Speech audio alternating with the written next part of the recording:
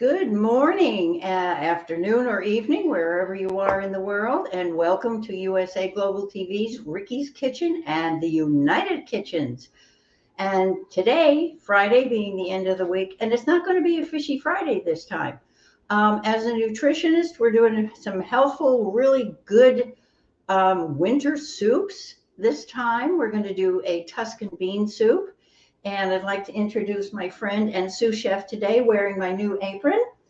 This is Lorraine, and she's going to help us with all the preparation for the soup, which is a real easy one today. And you can reach me at rickiskitchen.net. That's RICKISKITCHEN.net. And in order to find out where you can get the little book that matches the apron that says that everything tastes better with bacon, and you can get a giggle out of that because that's how you spell bacon. And today we've also got, the cup that matches where it says take whisks in the kitchen. It's my favorite tool to use in the kitchen, so we played with it. And in addition today, just like to show you my book, which you can get on Amazon. It is Yes You Can Eat Well and Eat Right. And it's a fun book. It's got recipes. It's got places for you to put your own recipes. And since I believe in intuitive cooking, I suggest that if we're doing something with an ingredient that you either don't prefer or don't like at all, you want to change the ingredient, go ahead and do that. It's what tastes well and smells good to you that matters in the food that you prepare. So yes, you can eat well and eat right and eat the things that you want to eat. And you can list the little substitutions in here because there's some blank pages along with the recipes and everything else that's in there. There's food history and some other goodies about fun facts about foods. So enjoy. And with that, we're going to start making our Tuscan white bean soup. As I said, it's an easy soup, and Lorraine's going to start chopping some of the ingredients. We've got fresh spinach, or you can use frozen spinach. We also have carrots, onions, celery, pretty traditional for soups. And one of the things I wanted to show you, when I get garlic, I usually buy garlic that's already peeled and fresh. So it kind of speeds up the work in the kitchen. And you don't have a lot of chopping to do with the garlic to get the skins off. But what I like to do once I get it home, if I can ever get the package open. And all right, we do need to put the garlic in. And I think maybe we'll start with the onion. Aha! Here we have the garlic in plastic. And I'm not really a fan of plastic, but as most of us know, the whole world is glutted with it. And everything comes in plastic. So what I do is I take my fresh garlic, and I have a wonderful little glass jar. We're going to take those 2 garlic cloves out, and I'm going to store the new ones in my glass jar. And as much as I use garlic, I don't really have to add some olive oil to it. But in order to sometimes keep it fresh and to keep it from turning and doing strange things, if you're not using it very often, please put a little bit of olive oil in with it. And the other thing I recommend is take a double layer of a plastic baggie. Cut out a piece of plastic baggie or a thick piece of plastic. Put it on top before you put the top on.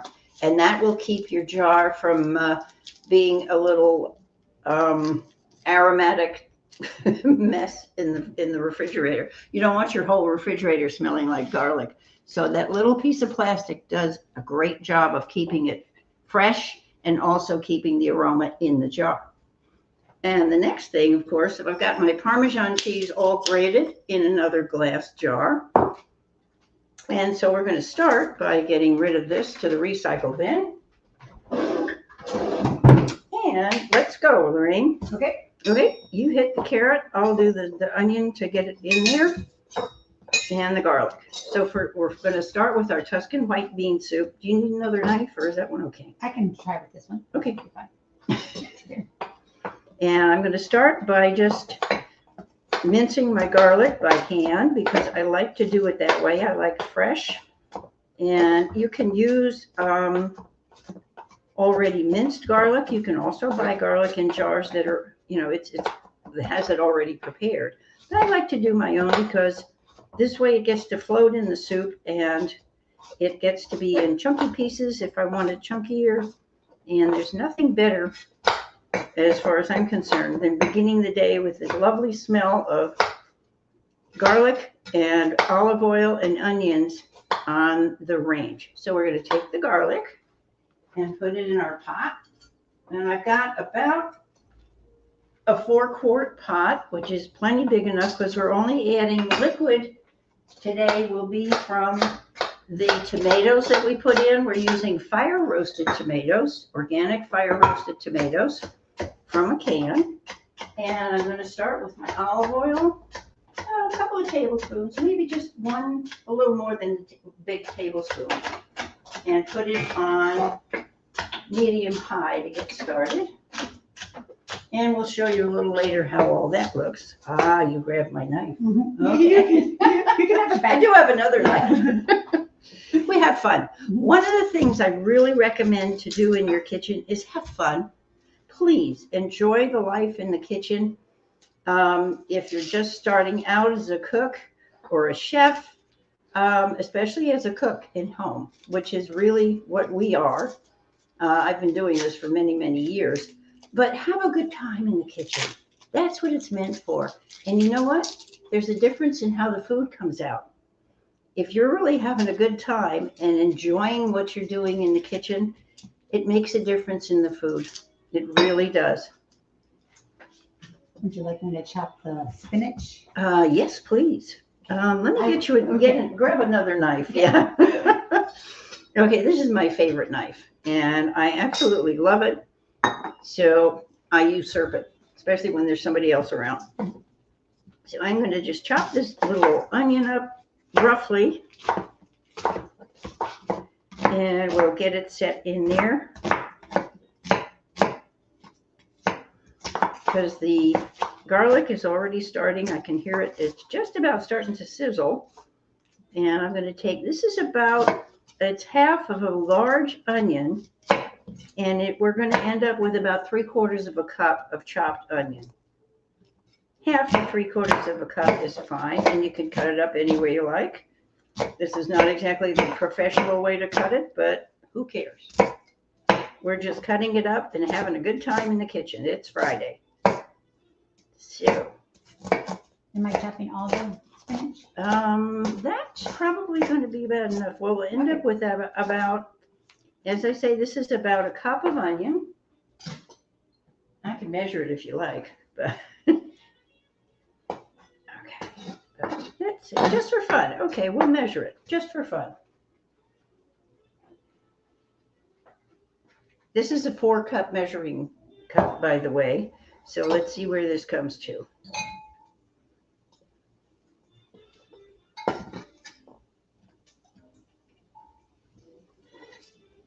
There we go. Okay, what do you think? About 1 cup? Yep, about 1 cup. So we're going to take the 1 cup of onion, and oh, I can feel it in my eyes. And we're going to put that in. Can you hear it sizzle?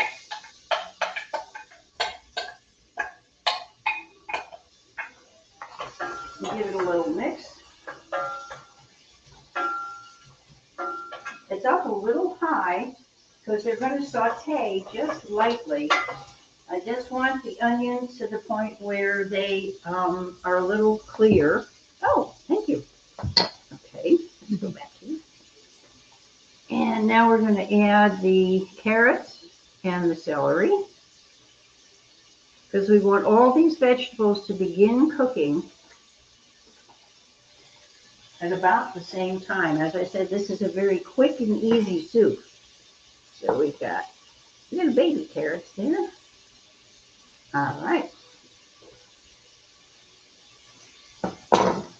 And additionally, what I love about good old carrots, onions, and celery, it's a very traditional blend of vegetables.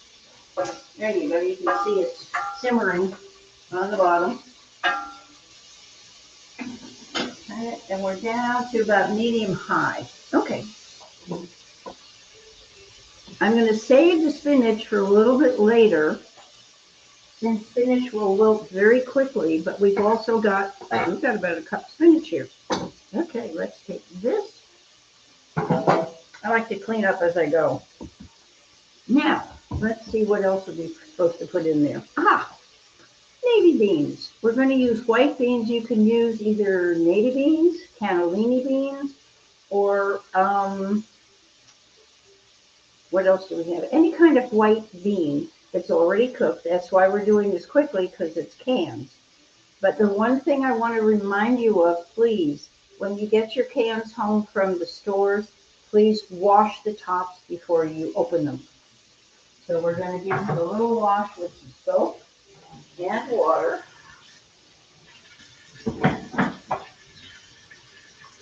Because you never know what's been running around in the back room of the store, whether it has feet or fingers that touch the can. And I know it's not a fun thought, but it's real. So keep in mind, before you use a can of anything, please wash the top. So I'm going to take my tomatoes, and this one has a pop top, so we'll do that and get that ready. And these are the fire roasted tomatoes. Your choice here is you can use fire roasted tomatoes, or you can use just a regular can of diced tomatoes, whichever you prefer. Now let's go over here and let's see how it's doing. Oh, perfect. Okay. Thank you, Lorraine. You can see that the onions are starting to get clear, which is perfect, the translucency. And I want them to just saute a little bit more. And the nice thing about this, when we put the vegetables in this way, is that they don't get soggy. And that's the reason I really love this soup. So we're going to add our can of tomatoes.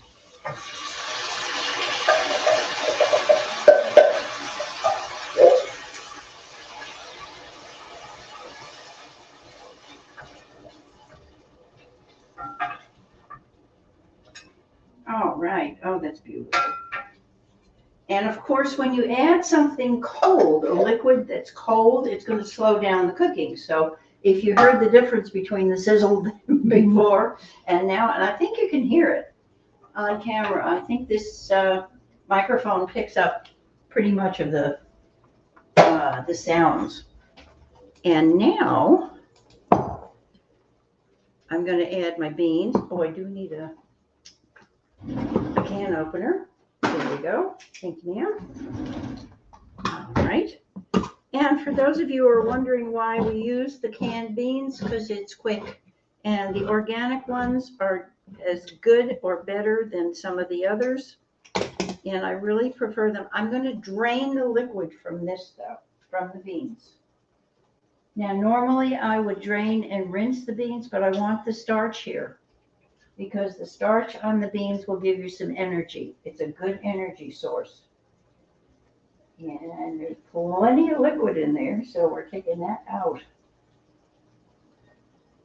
You can add more than one can of beans if you like, depends on the volume you're looking for. This is going to make enough soup to feed about 6 people.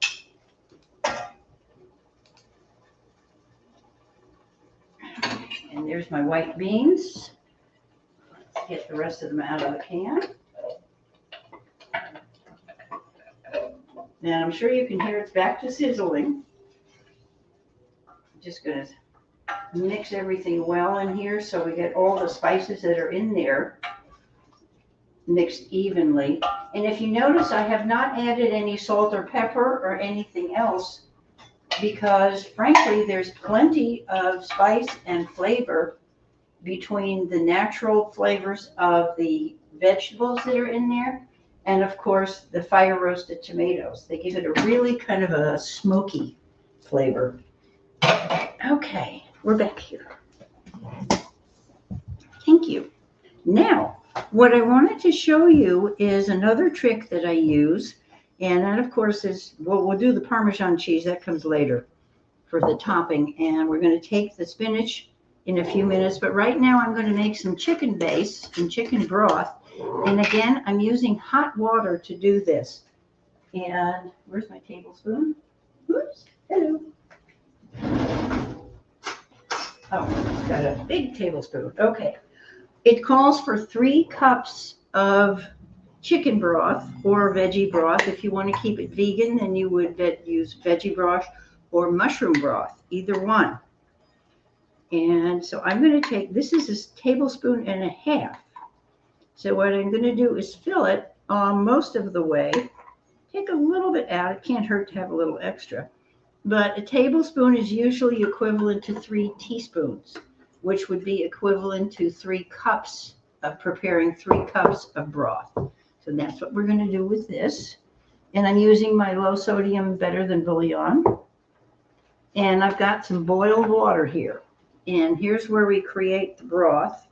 And as you pour it into the spoon, the mixing spoon or the measuring spoon, and it gets into the cup, the measuring cup, let's just mix it around here. And the reason for doing it this way is very simple. I'm creating broth that's already hot, that when it goes into the pan or the pot, which I'm going to turn down a little bit, it's already hot so that it won't stop the cooking process. And as I said, this is a really quick and easy soup, but it is very hearty and very rich and filling. So now I'm going to fill up, I've got most of it dissolved. Then I'm going to fill it up to the 3 cup mark. Here we go. Okay. And let's make sure that all of our base is, you can use bouillon, which comes in cubes, or you can use the base, which is spoonable. So we're going to carefully add that to our soup mix. You want to switch it? Thank you. You can see that it's bubbling and it's beginning to stick to the pot, so we don't want that. This means our vegetables are getting beautifully done, and you can leave the soup out or the tomatoes out with all the broth if you want to, and kind of caramelize the veggies first. But we're going to just make this really quickly, carefully adding it. And you'll notice that it only stops bubbling for just a couple of seconds because it is boiling water. So our soup is getting, here we go. It'll come back up to a boil in just a second. Notice if I turn it up a little more, I turned it down to medium. And you can see it's nice and thick with the beans. We're going to let that roast a little bit more. Now, you can see it's still steaming, so it's about to start boiling again. One of the things I want to mention is that with this kind of soup, if you have some other vegetables in your refrigerator or in your veggie basket, you can certainly add them to the soup now. But this is absolutely white, Tuscan white bean soup, which has the tomatoes, the white beans, celery, onions, and carrots, and that's really it. We're adding the spinach, and so that will just add to the flavor as well as the nutrition of the soup. I'm just going to give it a little more chop up here. But if you want to add some more, because I've some other vegetables, I did make a pot of it yesterday, and I had some yellow squash. I had a little piece of yellow squash left over, and then we had some, there was something else that I had. I think I had a little piece of, oh, I know what it was, collard greens. I had some collard greens, so I chopped up the collard greens, including the stems, because there's a lot of minerals and vitamins in the stems of greens, big leafy green vegetables like that, and added those. So that soup was a little bit thicker, and I can show you the difference in a couple of minutes when we go back here and see how we're doing. I think we're going to add, here we go. And I really don't want it to boil anymore. I just want it to simmer so all the flavors come together. There we go. And I am going to give it a little taste to see if we need some salt or pepper or something else we might want to add. Okay. let's cool it off first.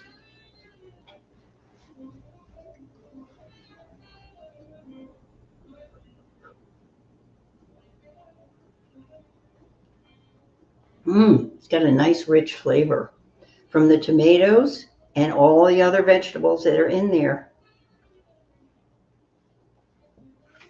You want to grab a spoon and taste? Sure. And we'll get someone else's opinion too. Because my opinion is I like to taste the vegetables. So grab a taste and see what you think. But make sure you cool it off here. It's steamy. Yeah, it is nice and steamy. Be careful. It is hot. So I'm going to get the spinach ready to put in there. Because we just want to put that in almost like a topping because spinach just wilts really quickly. What do you think? Very good. Very good. Okay, so Delicious. it's basically we're looking at the flavors of the vegetables that are in there, and if you haven't tasted fresh vegetables, they're fabulous. Anyway, okay, let's take our spinach. Let me see how our time is going here. And we'll just put that in on top and mix it up. And let that simmer. Okay. So now it's really pretty. All the color. I like colorful food because frankly, we eat first with our eyes. And if something is pretty, we're a lot more likely to eat it. Okay. I'm going to turn it down just a little bit and let that simmer. And really, you can simmer it open or covered. I like to simmer it open because it just fills the room with a great aroma, but it also keeps the liquid from condensing and adding more of the just plain water. At any rate, I like to do it uncovered. If you're going to keep it for a while and not serve it until a few hours later, then go ahead and cover it and turn it off. And at this point, it's a really, we've done just about 20 minutes. So that shows you how fast you can put something together that's fresh and absolutely delicious when you get home from work or at any time when you're doing something and you want to do a quick, really quick meal. So the other thing would be one thing that you could add to this is a little more spinach, or we're going to add the topping. We're going to add some grated Parmesan cheese, nicely freshly grated. And so does anybody have any questions? Do we have anybody out there with comments or questions? I would really appreciate that. Lorraine, what do you think? Can you talk about, I know you like to cook and you're a vegan, correct? Or vegetarian. Yeah. Okay. You can come on the camera. Okay. So I agree with her that it has plenty of salty taste to it with the canned The tomatoes in there. And then, but not so overpowering that you can't taste the vegetables. Yeah. And I love vegetables, and I agree. I would put more spinach in. We can put more spinach in. Let's do it. Okay. Okay. Have at it. Okay. The other thing I'd like to mention about when you're doing canned soups, if you buy canned soups, most of them, and even those that say they're low sodium, my personal feeling and my professional feeling when cooking for people, and I cook for seniors and I cook for people as a nutritionist who have some health issues, and I use very little salt. Salt is good to bring out the flavors and to help things process, help vegetables as well as meats and chicken and fish and so forth. They process well. However, what I find with commercial soups, and a lot of times even in good restaurants, they're over salted. So rather than do that, I will put in a minimal amount of salt, which is already in there, in the canned beans as well as in the fire roasted tomatoes. As a matter of fact, just for fun, let's see how much salt is in here. Actually, there's 200 milligrams of salt in this 14 ounce or 14 and a half ounce can. And that's plenty of salt to go with to bring out the flavors in the tomatoes as well as the rest of the vegetables. Thank you. You're welcome. I did have a question. I think the recipe called for some thyme. When do you put that in? Now is the time. Thank you. Yes. And I am also a fan of herbs. And so I've got my little bottle of thyme here. And when I'm cooking like this, I take the sprinkle top off. And I use either a measuring spoon, or if you don't have a measuring spoon handy in a hurry, use the top of the jar. Because you can do about, I'm going to put almost a tablespoon of thyme in there. And this is dried thyme. You can use fresh. Thank you for the reminder. Sometimes I'll add thyme. You can add basil to this soup as well. And as I say, intuitively, if you and your family or whomever happen to like a certain herb, like thyme or basil, feel free to add that. Okay, and that is going to change, the aroma and the flavor. I also like to add black pepper. Yes. Yeah. Now there's where the fire roasting comes in, because it gives it kind of a charcoaly flavor. And if you're lucky enough to have a gas range, you can fire roast your tomatoes on the gas range. There's an old trick that I used to do when I did have a gas range, where you take the tomatoes and you actually put them in the flame. You have to do it, with tongs, of course, so you don't burn your hands, and let the skins charcoal. And then you can skin those. You can actually take them and skin them. So we're going to add a little bit of black pepper, nice and freshly ground. And if you want to add some more, that's fine. But I just want a little bit in there. Salt and pepper are two of those things that you can always add on later, and once you're serving it. And we're just going to give this a few minutes more to cook. And speak to, good point, Lorraine. Speak to, add on what you want. And we wanted more spinach, so we put some more spinach in. Good deal. We wanted the thyme, so I put the thyme in there. If I want to put some basil in, I can do that as well. However, I'd like to run out, I won't do it, but I'd like to run out to the garden and grab some fresh basil. And fresh basil always makes a good garnish on top, as well as the spinach, because you chop it just enough to get the oils to release, so that they'll release their aroma and their flavors into the soup when you top it, and you'll mix it up as you serve it. And the other thing you might put on top of something like a soup like this is either roasted pine nuts, it gives it a great Mediterranean flavor, or roasted pumpkin seeds. Yeah, you could always add something like that as a little bit of garnish on the top, just for fun and for flavor, as well as the nutritional parts of it. So we're going to let that do that for a couple more minutes. And what I want to do is I'm going to grab yesterday's soup, which is still fresh, out of the refrigerator, along with some sunflower seeds. Just happen to have some sunflower seeds in the fridge. And here's yesterday's soup, and it looks pretty much like today's soup. I'm going to put one in a flat bowl. You can certainly serve it this way. And actually, I'm going to use this. Nope, wait a minute.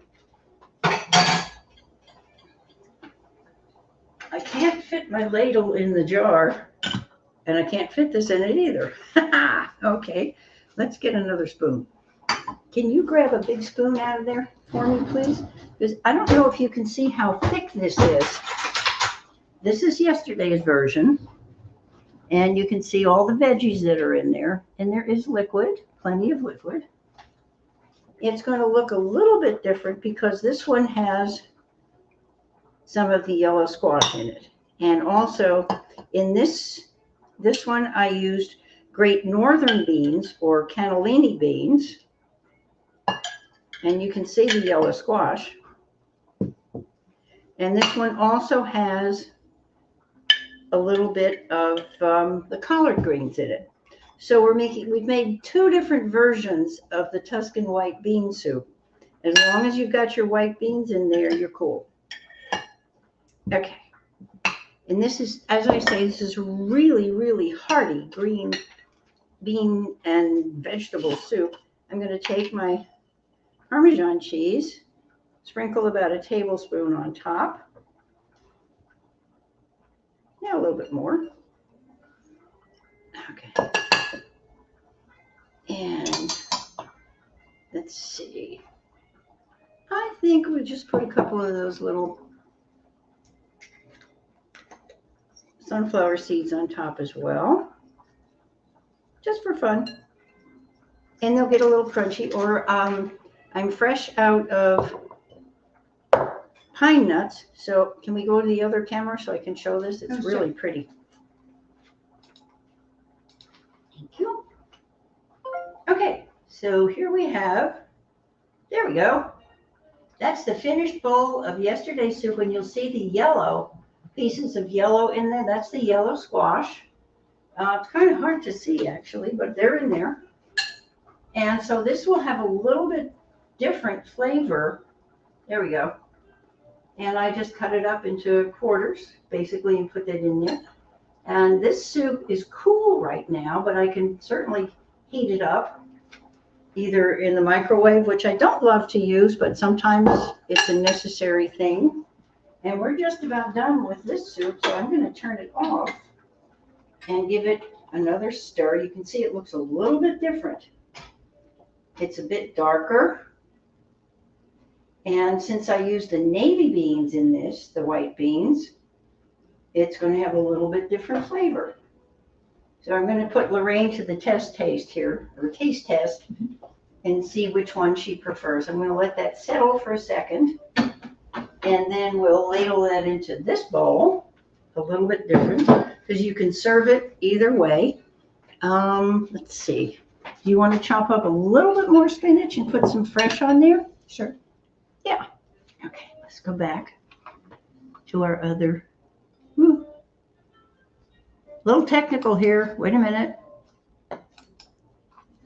There we go. And I'm going to get out something as a surprise.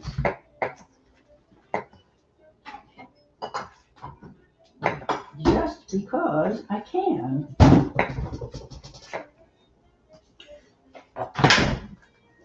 I've got some wonderful artichoke hearts that I'm going to take as soon as I rinse the spoon. Should I sprinkle these on? Yeah, sprinkle that on. And let's take a couple of artichoke hearts. And these are marinated. And let's cut those up into little slivers. This is something else you can do, as well as, we'll do it with some, here we go. Let's see. And by the way, don't throw this marinade away. This makes into a wonderful salad dressing, just FYI. I like to use things in different ways. And one other little goodie that we're going to get out.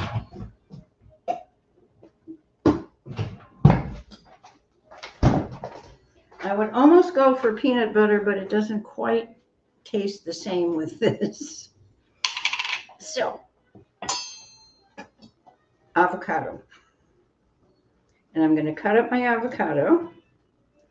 And every time I open an avocado, I have my fingers crossed that it's going to be really beautiful. Well, yeah, perfect. So, and this one is fairly ripe. And sometimes I use the back of my knife instead of the sharp point, because it doesn't cut through the skin as easily. And I'm going to slice this into some thin sliced, here we go, and take that big spoon that almost matches the avocado, and we're going to spoon that out. That's what big serving spoons are good for sometimes, because you get out all your avocado at once. And we'll take some pieces of the avocado. I think I'm going to cut them a little thinner. We'll let you see what we're doing here. And Lorraine has cut up the artichoke hearts. So we're going to take the cool artichoke hearts and the avocado slices, when they don't break up like that, but we'll see. Here we go. We'll make them a little skinnier. Can everybody see what we're doing here? I hope so. Let's see. And we'll take the rest of this and make the avocado slices.